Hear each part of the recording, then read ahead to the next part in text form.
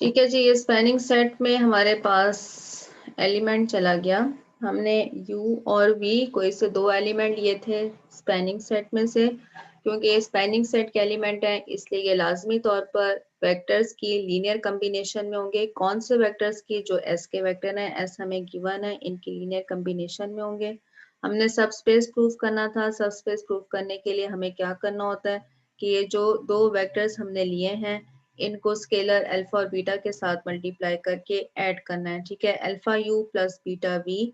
हमने देखना है कि क्या ये वाला जो एलिमेंट है alpha u plus beta V, क्या ये भी लीनियर कम्बिनेशन है? तो हमें ये पता चल रहा है कि ये भी एक लीनियर कम्बिनेशन ही है, इसलिए ये कहाँ पर चला जाएगा? ये अगेन स्पैनिंग सेट में चला जाएगा। ठीक है, कोई से दो एलिमेंट लिए स्पैनिंग सेट के, इनको स्केलर के साथ मल्टीप्लाई किया, ऐड किया।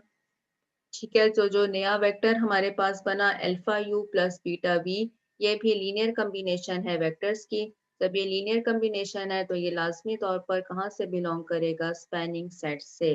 दिस इम्प्लाइज दैट, इधर तक ये प्रूव हुआ कि spanning set of S is a subspace of V. ठीक है, spanning set of S is a subspace of V. एक काम अभी हमने किया, अब हमने क्या करना है? हमने बताना है the spanning set is the smallest subspace. हमने स्पैनिंग सेट को स्मॉलेस्ट सबस्पेस बताना है of V containing S. Spanning set क्या चीज है? एस को कंटेन करता हुआ, एस को कंटेन करता हुआ सबसे छोटा सबस्पेस है। ठीक है, ये हमने बताना है कि स्पैनिंग सेट एस को कंटेन करता है। ठीक है, और एस को कंटेन करता हुआ सबसे छोटा सबस्पेस है। ठीक है, ये चीज बतानी है अब हमने। अब हम क्या करेंगे? सिंस ईच वेक्टर वी आई, हमारे पास कौन से वेक्टर हैं? v1 से लेकर vr तक के वेक्टर हैं। इनमें से हर वेक्टर, ठीक है, हमने इन जनरल क्या ले लिया है? vi वेक्टर ले लिया है। सिंस ईच वेक्टर vi, आई की वेरिएशन 1 से r तक है, यहाँ से हमें पता चल रहा है। ठीक है, since each vector vi can be written as a linear combination, vi को हम क्या कर सकते हैं? जो ये सारे वेक्टर्स हैं उनकी लीनियर कम्बिनेशन में लिख सकते हैं। कैसे? हम vi के साथ कांस्टेंट 1 लिख सकते हैं। ठीक है, बाकी जितने भी वेक्टर हैं उनके साथ आप 0 लिख लें तो vi जो है वो vi के बराबर है। लेकिन हमारे पास क्या है कि हम इनको जितने भी वेक्टर्स हैं उन सारे वेक्टर्स की लीनियर कम्बिनेशन की फॉर्म में लिख सकते हैं। लिखने का क्या मेथड है कि vi के साथ आपको 1 लिखना होगा। ठीक है, एक कांस्टेंट 1 लिखना होगा और बाकी जितने भी हमारे पास वेक्टर हैं उनके साथ हम 0 लिख सकते हैं। तो every vector can be written, every vector vi can be written as a linear combination of the remaining vectors of the vectors of S। ठीक है, therefore क्या कंडीशन आई कि हमारे पास S का हर वेक्टर लीनियर कम्बिनेशन की फॉर्म में लिखा जा सकता है। ठीक है, S का हर वेक्टर अगर लीनियर कम्बिनेशन की फॉर्म में लिखा जा सकता है तो इसका मतलब है कि S का हर वेक्टर जो है वो कहाँ पर चला जाएगा? स्पैनिंग सेट के अंदर चला जाएगा। ठीक है, क्योंकि स्पैनिंग सेट में क्या होता है? लीनियर कम्बिनेशंस होती हैं। S के हर वेक्टर को हम लीनियर कम्बिनेशन की फॉर्म में लिख सकते हैं। जब ये लीनियर कम्बिनेशन की फॉर्म में लिखा जा सकता है तो इसका क्या मतलब है कि हर वेक्टर स्पैनिंग सेट के अंदर जा सकता है। ठीक है, जैसे कि यहाँ पर हमने एक vi वेक्टर ले लिया, इसको हमने लीनियर कम्बिनेशन की फॉर्म में लिखा। ये वी आई अभी हमने कहाँ से लिया था, वी आई हमने एस से लिया था, ठीक है। जब ये लीनियर कम्बिनेशन की फॉर्म में लिखा गया तो ये कहाँ पर चला गया, ये स्पैनिंग सेट के अंदर चला गया। दिस शोज दैट क्या हमारे पास आया कि S is a subset of spanning set. Clear है, ये पॉइंट क्लियर है। मैम ये रिपीट कर दें, ऊपर से गुजर गया है। मैम रिपीट कर दो। यहाँ से ना ऊपर वाला तो आ गया ना, सबस्पेस प्रूफ करना। यस मैम, सब स्पेस वाला आता है मैम। ये इससे देखें, नीचे अब वाला। हमने क्या प्रूफ करना है, हमने प्रूफ करना है कि जो स्पैनिंग सेट है वो क्या चीज है, वो स्मॉलेस्ट सबस्पेस ऑफ वी है कंटेनिंग एस, एस को कंटेन करता हुआ। अब हमने जो चीज प्रूफ करनी है वो ये है कि जो एस है वो कंटेन होता है किस में, स्पैनिंग सेट के अंदर, ठीक है। ये चीज प्रूफ करनी है। Spanning set of S is the smaller subspace of V containing S। अभी हम ये smallest का लफ्ज नहीं यहाँ पे लिख रहे, अभी हम सिर्फ ये लिख रहे हैं कि the spanning set क्या करता है, कंटेन करता है किसको, S को, ठीक है। हमें क्या करना होगा, हम लिखते हैं कि लेट सेट, सबसेट आपने प्रूफ करना हो तो क्या करना होता है, इस सेट से हम एक एलिमेंट ले लेंगे। लेट वी आई, कोई सा एलिमेंट लिया, इस वक्त हमने वी आई लिया, वी आई बिलोंग कर रहा है कहाँ से, एस से, ठीक है।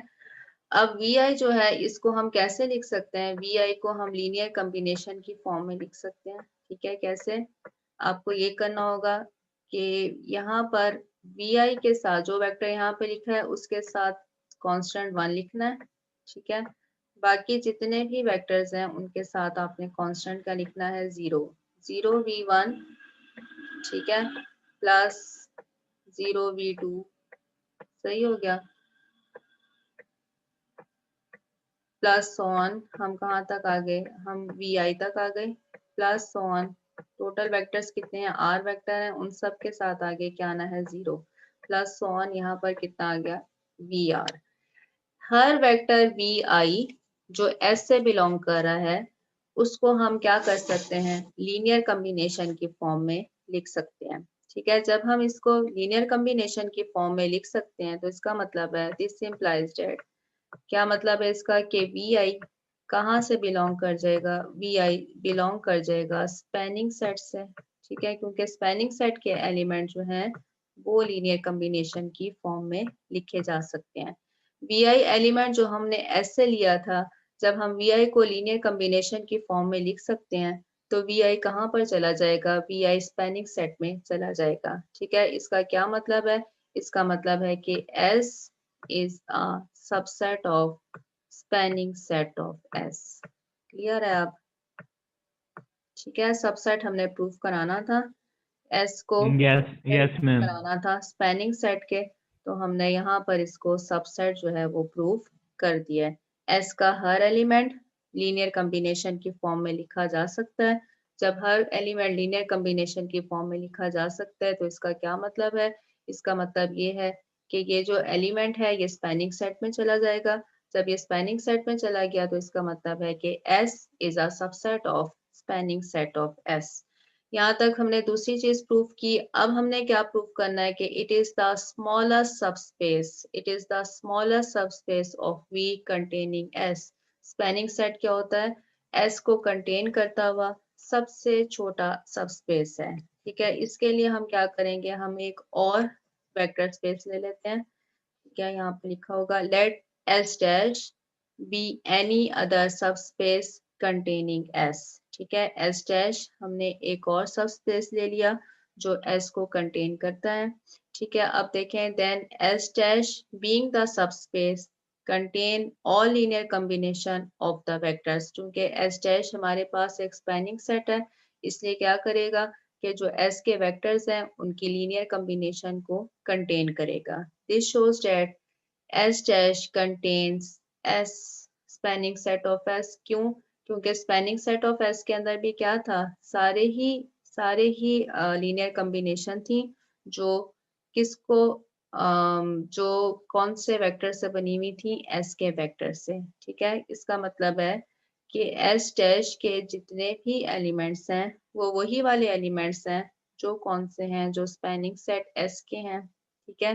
Hence spanning set of S is the smaller subspace of V containing S, ठीक है। जो S है स्पैनिंग सेट ऑफ S, ये सबसेट होता है किसका, किसी भी और कोई और आप सबस्पेस ले लें जो S के एलिमेंट को कंटेन कर रही है, उनका सबसेट होता है, ठीक है जी। आगे चलें, ये एक इम्पॉर्टेंट थ्योरम है, इसको अच्छे से आपने कर लेना है। याद रखने वाली बात क्या है, 3 चीजें हमने इसके अंदर प्रूफ की हैं। पहली ये है कि स्पैनिंग सेट जो है वो क्या होता है, वो हमारे पास एक सबस्पेस है, ठीक है। सबस्पेस प्रूफ करने का मेथड हमें आता है कि कोई से 2 एलिमेंट लें स्पैनिंग सेट के, उसको क्या करें, alpha u plus beta V find करें। अगर वो भी एक लीनियर कॉम्बिनेशन है इस वक्त, तो वो कहाँ पर चली जाएगी, वो हमारे पास स्पैनिंग सेट में चली जाएगी। जब स्पैनिंग सेट में चली गई तो इसका मतलब है कि हमारे पास ये सब स्पेस बन गया। उसके बाद हमने क्या प्रूफ करना था, हमने प्रूफ करना था कि जो स्पैनिंग सेट है वो क्या करता है, कंटेन करता है किसको, एस को। मतलब कि हमने प्रूफ करना है कि S is a subset of spanning set, ठीक है। तो हमने ये भी देख लिया कि एस का हर एलिमेंट लीनियर कॉम्बिनेशन की फॉर्म में लिखा जा सकता है, इसलिए हर एलिमेंट एस का कहाँ चला जाएगा, स्पैनिंग सेट ऑफ एस में। This shows that S is a subset of spanning set of S. और लास्ट में हमने क्या देखना था कि अगर हमारे पास कोई और स्पैनिंग सेट है, ठीक है, कोई और स्पैनिंग सेट है जो एस के एलिमेंट्स के साथ ही बना हो, जिसके एलिमेंट जो हैं वो लीनियर कॉम्बिनेशन हो किसकी, इस वेक्टर्स की, ठीक है, इन वेक्टर्स की। तो आप देखें कि ये हमारे पास स्पैनिंग सेट ऑफ एस के एलिमेंट है, ठीक है, जैसे कि यू और वी हमने लिखा हुआ है, इसी तरह से डब्ल्यू एक्स वाई जेड कुछ भी हो सकता है। ये जितने भी एलिमेंट्स हैं, ठीक है, ये जो स्पैनिंग सेट के एलिमेंट हैं वही वाले एलिमेंट हमारे पास किसके आ जाएंगे, एस डैश के आ जाएंगे, spanning set of S dash के आ जाएंगे, ठीक है। इसका क्या मतलब है, इसका मतलब हमारे पास ये है कि जो स्पैनिंग सेट एच डैश है, ठीक है, एच डैश वो हमारे पास कंटेन कर रहा होता है कौन से एलिमेंट को, जो हमारे पास स्पैनिंग सेट ऑफ एस के एलिमेंट है। एच डैश के एलिमेंट कंटेन कर रहे होते हैं किस, एच डैश के एलिमेंट वही हैं जो स्पैनिंग सेट ऑफ एस के एलिमेंट है।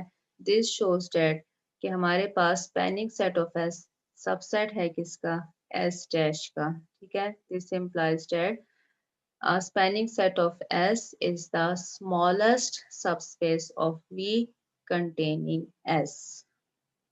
ठीक, आगे चलते हैं जी। बस टीचर जी। बस नहीं करना, बस करना ही नहीं है अभी, ठीक है। अभी तो 10 भी नहीं बचे हैं, कम से कम ये यस मैम, 11 बजे तक होती है क्लास। 11 बजे तक क्लास होती है। कभी भी हमने 2 घंटे की ये क्लास नहीं पढ़ी है। यस मैम, इसीलिए मैम इतना सिलेबस हमारा अभी तक कवर नहीं हो सका, पूरे हाँ, 2 चैप्टर पढ़े हुए हैं अभी करने वाले। पूरे 2 चैप्टर पढ़े। इफ एस एंड टी, लेकिन हमने 3 कर भी तो लिया है ना।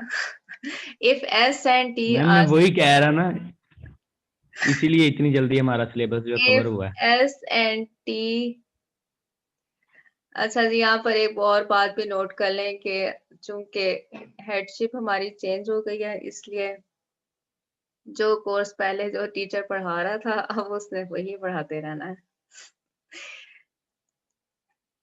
दरमियान में सर अलीम भट्टी, मतलब मैम आप सर अलीम भट्टी की मीन ये टू से क्लास मैम, थी, तब वो हेड थे, उन्होंने ये क्लास दे दी, तो अब जो क्लास इसको मिल गई वही क्लास टीचर पढ़ाता रहेगा। वाह, मतलब मैम आप ही हमें पढ़ाएंगी। और अभी देखें कॉलेज तो अभी आपके जब भी खुलते हैं, अभी तो फर्स्ट फेब से तो वैसे ही आपके पेपर हैं, और उसके बाद मेरा ख्याल 1 महीना रह जाना है, तो 1 महीने के लिए फिर मैंने ही आपको पढ़ाना होगा। If S and T are subsets of a vector space V, then क्या चीज है, if S and T are subsets of a vector space V, then S is a subset of T implies that अगर S T का subset है तो spanning set of S subset होगा spanning set of T का, ठीक है। अगर S T का subset है तो spanning set of S वो भी सबसेट होगा किसका, स्पैनिंग सेट ऑफ टी का। कोई भी चेंज नहीं आना, जस्ट स्पैनिंग सेट के भी सबसेट बन जाएंगे। क्या करना है, एस हमारे पास एक सेट है, हमने कहा कि इसमें v1 v2 up till vr vectors है। इसी तरह से जो टी है, टी चूंकि एस सबसेट है टी का, ठीक है, टी हमारे पास सुपर सेट है, तो टी में कुछ एलिमेंट ऐसे जरूर होंगे जो एस में मौजूद ना हो, ठीक है। जैसे कि हमने v1 v2 up till vr तक तो लिख लिया, इसके बाद एक एलिमेंट कम से कम ऐसा जरूर होना चाहिए टी के अंदर जो एस में मौजूद ना हो, क्योंकि टी हमारे पास सुपर सेट है, ठीक है। तो हमने यहाँ तक vr तक तो लिख लिया, उसके बाद हमने vr+1 और vr+2 दो एलिमेंट ले लिए। एक एलिमेंट भी आप लिख सकते हैं, इस वक्त हमने क्या कर लिया, दो एलिमेंट्स ले लिए। एस और टी हमारे पास कोई से दो सबसेट थे वेक्टर स्पेस के। क्या कंडीशन है कि एस सबसेट है टी का, एस के एलिमेंट हमने ले लिए आर तक, टी चूंकि सुपर सेट है इसलिए टी में कम से कम एक एलिमेंट ऐसा जरूर होगा जो एस में मौजूद ना हो। आर तक तो उन्होंने होना ही है, आर के बाद r+1 और r+2 हमने दो वेक्टर ऐसे और ले लिए हैं जो एस में मौजूद नहीं है। Then obviously S is a subset of T. Let हमने क्या करना है, हमने subset spanning set of S को सबसेट प्रूफ कराना है किसका, स्पैनिंग सेट ऑफ टी का। जब भी आपने किसी सेट को सबसेट प्रूफ करना हो तो हमने क्या करना होता है कि जिस सेट को सबसेट प्रूफ करना है उसका एक एलिमेंट लेना है और उसको दूसरे सेट के अंदर ले जाना है, ठीक है। तो किस तरह से हम करेंगे, हम लेट कर लेते हैं कि यू जो है या v जो है, लेट v बिलोंग कर रहा है कहाँ से, स्पैनिंग सेट ऑफ s से, ठीक है। हमने इस v को कहाँ पर लेकर जाना है, हमने इसको स्पैनिंग सेट ऑफ t के अंदर लेकर जाना है। Then by definition of spanning set v is a linear combination of the vectors s, ठीक है। v जो है वो लीनियर कॉम्बिनेशन होगी किसके, वेक्टर ऑफ s की। v can be written as the linear combination of the vectors of s, ठीक है। स्पैनिंग सेट की डेफिनेशन ही यही है कि इसके एलिमेंट किस फॉर्म में होते हैं, लीनियर कॉम्बिनेशन की फॉर्म में होते हैं, किन वेक्टर्स की, जो वेक्टर s के एलिमेंट होते हैं, ठीक है। तो अगर हमने v स्पैनिंग सेट s से लिया है तो v को हम कैसे लिख सकते हैं, linear combination of elements of s, ठीक है। अब हमने यहाँ तक r तक तो लिख लिया, इसके आगे हम इसको ऐसे लिख सकते हैं k1v1 plus k2v2 plus kr vr। अभी हमारे पास टी में ले जाने के लिए हमारे पास दो वेक्टर्स और हैं, हम यहाँ पर कांस्टेंट को 0 डाल देते हैं, ठीक है। जो ये हम k लिख रहे थे उनकी जगह हम 0 vr1 प्लस 0 vr2 लिख लेते हैं, vr+2 लिख लेते हैं, ठीक है। इसी से आगे हमने दो एलिमेंट्स और लिख लिए, 0 के साथ कोई फर्क नहीं पड़ा v के ऊपर, क्योंकि इसमें जो हमने एडिशन की है वो 0 की है, दो दफा 0 लिख ली है। लेकिन क्या हुआ, अब ये जो नई लीनियर कॉम्बिनेशन है ये कौन से वेक्टर्स की लीनियर कॉम्बिनेशन है, ये t के वेक्टर्स की लीनियर कॉम्बिनेशन है, ठीक है। तो ये जो वेक्टर हमने v spanning set of s से लिया था, ये वेक्टर अब कहाँ पर चला गया, ये स्पैनिंग सेट ऑफ t में चला गया, ठीक है। The vector is the linear combinations of the vectors v1 v2 up till vr+2. This shows that v belong कर गया spanning set of t से. This implies that spanning set of s is a subset of spanning set of t. ठीक है जी, कोई मुश्किल काम नहीं था। आगे चलते हैं। मैम इसमें इजी क्या था इसमें? है, इसमें कोई मुश्किल मैम काम नहीं है। हमें तो इजी भी कुछ नहीं लगा मैम इसमें। मुश्किल कोई चले नहीं, मैम आगे चले। आगे चलते हैं। बस ये सारा काम जो है ये पढ़ने वाला है, इसमें आपने प्रैक्टिस करने वाली कोई बात नहीं है इसके अंदर। जैसे पहले थे सवाल वो थर्ड चैप्टर पर आकर खत्म हो गए थे, अब आपने इनको सिर्फ थ्योरी को पढ़ना है। यस मैम, ये डिस्क्रीट वाले मैथ हैं। If S and T are subsets of a vector space V, ये एक यूनियन का है एक इंटरसेक्शन का है, मैं आपको इंटरसेक्शन का करा रही हूँ थ्योरम, और यूनियन वाला अब आपने खुद करना होगा। If S and T are subsets of a vector space V, then क्या कंडीशन है, spanning set of S intersection T, S intersection T का जो स्पैनिंग सेट है वो सबसेट होता है किसका, spanning set of S intersection spanning set of T। ठीक है, S इंटरसेक्शन T का सबसेट, S इंटरसेक्शन T का स्पैनिंग सेट सबसेट होता है किसका? Spanning set of S intersection spanning set of T।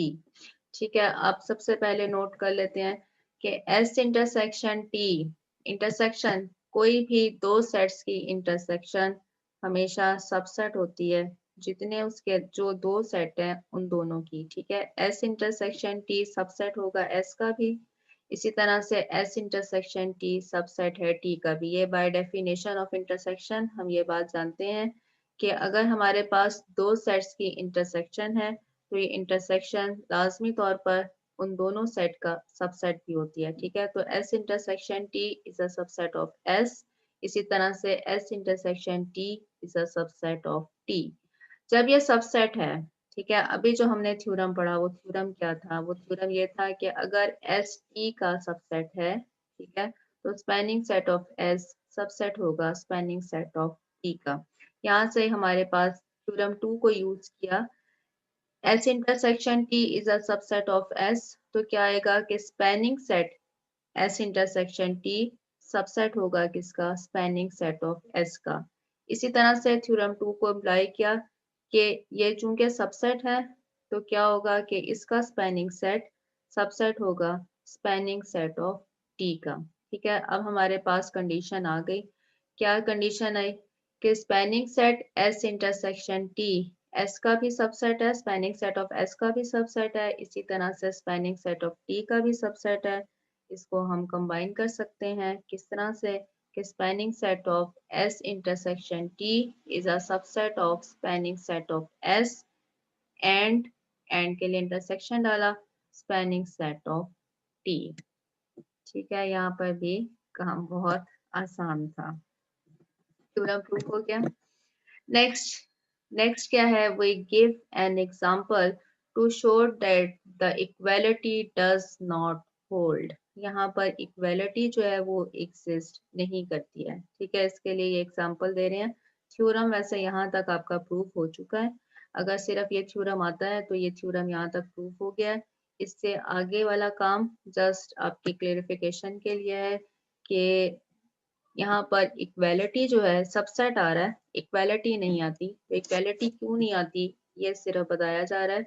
अगर तो कोई काउंटर एग्जांपल आपसे पूछी जाए तब आपने यहाँ पर ये काम करना होगा, अदरवाइज थ्योरम यहाँ पर आपका प्रूव हो चुका है। ठीक है, next we give an example to show that the equality does not hold. उसके लिए हमने क्या किया, आप R2 में से कोई एलिमेंट ले लें, R3 में से एलिमेंट ले लें, आपकी अपनी चॉइस है। इन R2 लेट, हमने कहा कि S के हमारे पास जो वेक्टर हैं R2 के हैं चूंकि, इसलिए किस तरह से होंगे?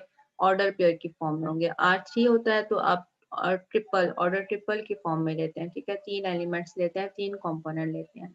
R2 के हैं इसलिए S को हमने बराबर ले लिया 0 0 एंड 0 1, आपकी अपनी चॉइस है, कोई से भी दो एलिमेंट ले लें। T को हमने बराबर ले लिया 0 0 एंड 0 3। ठीक है, देन क्या होगा? Spanning set of S, spanning set of S क्या होगा? इन्हीं दो वेक्टर्स की लीनियर कॉम्बिनेशन है। हमने यहाँ पर कांस्टेंट ले लिया, लीनियर कॉम्बिनेशन लिखने के लिए एक कांस्टेंट अल्फा ले लिया और एक कांस्टेंट कौन सा ले लिया? बीटा ले लिया। ठीक है, तो स्पैनिंग सेट लीनियर कॉम्बिनेशन आएगी S के एलिमेंट की। इसी तरह से इसको हमने सॉल्व करते हैं तो क्या आएगा? पहला एलिमेंट तो 0 है क्योंकि अल्फा 0 है प्लस बीटा 0, तो यहाँ से हमारे पास 0 ही आ जाएगा। और जो सेकंड एलिमेंट है वो क्या है? Alpha 0 plus beta 1। ठीक है, तो यहाँ से हमारे पास क्या आ जाएगा? बीटा। बीटा बिलोंग कर गया R से। इसी तरह से स्पैनिंग सेट ऑफ टी का स्पैनिंग सेट लिखते हैं। टी का स्पैनिंग सेट कैसे लेंगे कि टी के जो हमारे पास वेक्टर हैं उन्हीं की लीनियर कॉम्बिनेशन लिखनी है। उनकी लीनियर कॉम्बिनेशन के लिए अगेन हमें दो कांस्टेंट चाहिए, वो कांस्टेंट फिर से हमने अल्फा बीटा ले लिए हैं। आप K1 K2 भी लिख सकते हैं, इससे कोई फर्क नहीं पड़ेगा। ठीक है, ये हमने लिखा। तो इसको जब हम सॉल्व करते हैं तो हमारे पास क्या आता है? हमारे पास आता है पहला एलिमेंट तो 0 है और जो दूसरा कंपोनेंट है वो कितना आ रहा है? 3 बीटा। 3 बीटा को नया एक नाम दे दें, हमने गैमा का नाम दे दिया। गैमा कहाँ से बिलोंग कर रहा है? R से। ठीक है, इसका क्या मतलब है? इसका मतलब है कि यहाँ पर स्पैनिंग सेट ऑफ एस है वो किस फॉर्म में आ रहा है, उसमें हमारे पास एक्स का कंपोनेंट 0 है, वाई का कंपोनेंट है, ठीक है। इसी तरह से जो स्पैनिंग सेट ऑफ टी है इसके एलिमेंट किस फॉर्म के हैं, इसमें भी हमारे पास एक्स का कंपोनेंट 0 है और वाई वाला कंपोनेंट मौजूद है। तो इसको हम कंबाइन कर सकते हैं, spanning set of S intersection spanning set of T, इसके एलिमेंट किस फॉर्म में है, 0 वाई की फॉर्म में, ठीक है। यहाँ से 0 बीटा है, यहाँ से 0 गैमा है, आप इन जनरल नोटेशन दे दें 0 और वाई, वाई कहाँ से बिलोंग कर रहा है, आर से, ठीक है। ये spanning set of S intersection spanning set of T के एलिमेंट्स हमारे पास आए हैं। अब हमें क्या चीज चाहिए, हमें यहाँ से एस इंटरसेक्शन टी भी चाहिए, ठीक है। तो एस इंटरसेक्शन टी क्या चीज है, यहाँ से आप देख लें, ये एस हमने लिया, ये हमने टी लिया, इनके इंटरसेक्शन में कौन सा एलिमेंट आ रहा है, 0 0 वाला, ठीक है। तो एस इंटरसेक्शन टी हमारे पास 0 0 है। इसका स्पैनिंग सेट लिखना है तो हमें एक कांस्टेंट चाहिए होगा, ठीक है। स्पैनिंग सेट लिखना है तो इसी का लीनियर कॉम्बिनेशन लिखेंगे, के ले लिया हमने कांस्टेंट, इसके साथ 0 0 डाल दिया। जब 0 0 डाल दिया तो हमारे पास ये एलिमेंट 0 0 ही आएगा, क्योंकि 0 को के साथ आप मल्टीप्लाई करें तो आंसर में 0 0 ही रहेगा। दिस इम्प्लाइज डेट, क्या इम्प्लाई हमें क्या मिला कि एस इंटरसेक्शन टी का जो स्पैनिंग सेट है उसके एलिमेंट 0 0 की फॉर्म में है, जबकि spanning set of S intersection spanning set of T के एलिमेंट 0 वाई की फॉर्म में है। ये दोनों एलिमेंट्स बराबर नहीं हो सकते, ठीक है। ये दोनों एलिमेंट बराबर नहीं है। This implies that equality does not hold, ठीक है। इस वजह से हमारे पास इक्वालिटी नहीं आई है। यूनियन का काम आपने खुद करना है, ठीक, वही काम है, लीनियर कॉम्बिनेशन ही लिखनी है, यूनियन में एलिमेंट चले जाएंगे। इक्वालिटी क्यों नहीं आती, ये भी आप लिख लेंगे।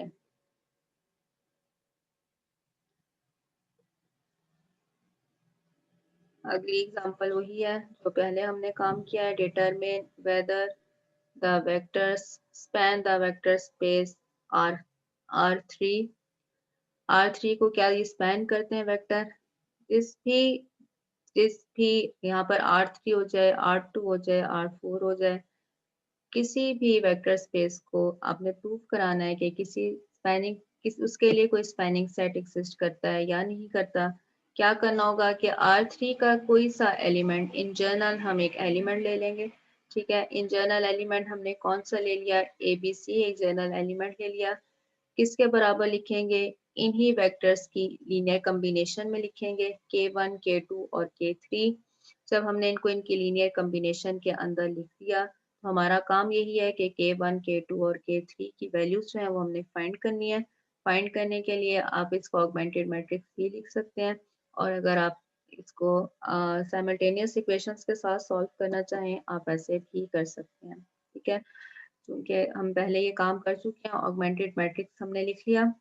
जब हमने इसको ऑगमेंटेड मैट्रिक्स लिख लिया तो हमारे पास क्या कंडीशन आ रही है, the rank of the coefficient matrix is different from the rank of augmented matrix. A का रैंक कितना आ रहा है 2, ऑगमेंटेड मैट्रिक्स का रैंक कितना आ रहा है 3।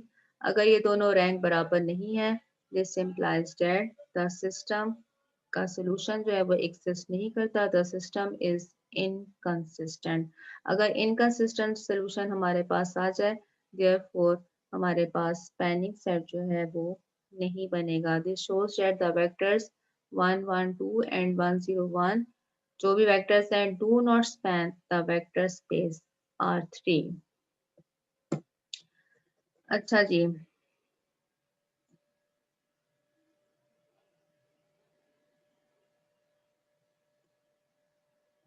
Finite dimensional excuse me ma'am, जी, वैसे मैम अब वाकई बस करनी चाहिए। बस कर रहे हैं, ये जो आखिरी एक एग्जांपल करने लगे हैं, फिर जो फाइनाइट डायमेंशनल है ना, जो अगला टॉपिक आ रहा है उससे पहले खत्म कर देते हैं, ठीक है। Finite dimensional okay ma'am. बस ये दो एग्जांपल्स हैं, लेकिन बात फिर वही है कि हम अपना टाइम जो है वो पूरा नहीं करते हैं। Find equations defining the subspace W of R3 spanned by the vector time भी वैसे खत्म ही होने वाला है। Find equations defining the subspace W of R3 spend by the vector 2, 3 and 4। हमने क्या करना है, हमने W हमारे पास R3 से ही बिलोंग कर रहा है, ठीक है। W R3 से बिलोंग कर रहा है, इसलिए हम क्या करेंगे कि R3 का कोई सा भी एक एलिमेंट लिख लेंगे। R3 का एलिमेंट हमने कौन सा ले लिया, X, Y, Z। हमने क्या प्रूव करना है कि क्या क्या ये स्पैनिंग सेट स्पैन करता है किससे, 2, 3 और 4 से। तो एक ही वेक्टर हमें गिवन है इस वक्त, एक वेक्टर हमने यहाँ से लिया R3 से, R3 का एलिमेंट हमने ले लिया X, Y, Z। और जो वेक्टर हमें इस वक्त गिवन है वो एक ही है, 2, 3, 4। उसके साथ हम कोई कांस्टेंट लिख लेंगे, उसके साथ लीनियर कॉम्बिनेशन बनाने के लिए हम उसके साथ कोई कांस्टेंट t लिख लेते हैं। जब हमने इसके साथ t लिख लिया तो हमारे पास क्या आया कि x बराबर है 2t, y बराबर है 3t एंड z बराबर है किसके, 4t के। दो वेक्टर्स बराबर हैं, इनके कंपोनेंट को इक्वल कर दिया। Which are the parametric equation of straight line through origin? Thus, the subspace W spanned by the vector is a straight line through the origin. हमारे पास 2t एक स्ट्रेट लाइन है, इसी तरह से 3t भी एक स्ट्रेट लाइन है, इसी तरह से 4t भी हमारे पास स्ट्रेट लाइन है। क्योंकि ये सारा लीनियर का ही काम है, हमारे पास ये स्ट्रेट लाइन आ गई है। देयरफॉर हमने बताना था कि इक्वेशन क्या चीज रिप्रेजेंट कर रही है, इक्वेशन रिप्रेजेंट कर रही है किसको, स्ट्रेट लाइन को थ्रू द ओरिजिन। नेक्स्ट भी इसी तरह से एग्जांपल है, find an equation defining the subspace W of R3 spanned by the vectors, ठीक है। अब हमने अगेन क्या करना है कि R3 का एलिमेंट लेना है, उसको ये तीन वेक्टर्स गिवन है, इनकी लीनियर कॉम्बिनेशन में लिख दिया। काम सारा वही है जो पहले करके आए हैं, ठीक है। यहाँ तक आकर हमने क्या किया, ऑगमेंटेड मैट्रिक्स था उसको रिड्यूस, उसको एचेलॉन फॉर्म के अंदर हम ले आए हैं, ठीक है। The system 1 is consistent. अब देखें यहाँ पर रैंक जो है ये डिफरेंट आ रहे हैं। रैंक ऑफ ए हमारे पास 2 आ रहा है, रैंक ऑफ ऑगमेंटेड मैट्रिक्स हमारे पास 3 आ रहा है। सिस्टम को कंसिस्टेंट करने के लिए, ठीक है, हमें चूंकि यहाँ पर सोल्यूशन रिक्वायर्ड है, हमने बताना है कि find an equation defining the subspace W of R3 spend by the vectors, ठीक है। हमने इक्वेशन बतानी है कि किस तरह से हमारे पास आती है।